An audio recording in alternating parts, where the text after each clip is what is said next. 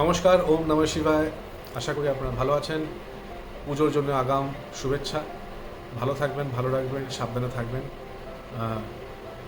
এই পুজোতে আপনি যদি আপনার শক্তিকে জাগাতে চান, আপনার নিজের ভেতরের যে ঊর্জা সেটাকে জাগাতে চান, পরের বছর যাতে আপনার সুন্দরভাবে কাটে, আগামী বছর যাতে আপনার ভালো থাকে এবং সব কাজ যাতে পরিপূর্ণভাবে স্বতঃস্ফূর্তভাবে আপনি শেষ করতে পারেন, আর আপনার যাতে ধনের আবির্ভাব হয়, তাই জন্যে এই পুজোতে নবরাত্রিতে আপনারা মা দেবীর শক্তির আরাধনা করতে পারেন।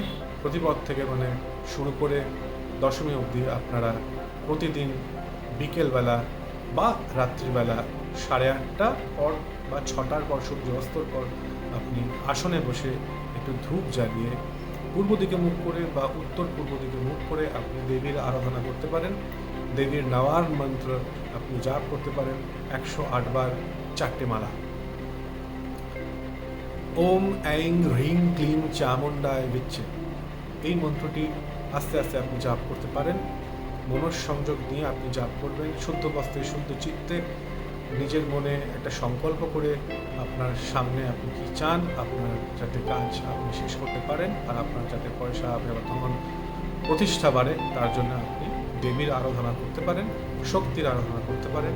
দেখবেন আপনার সামনের বছরটি একদম সুন্দরভাবে স্বতঃস্ফূর্তভাবে কাটছে।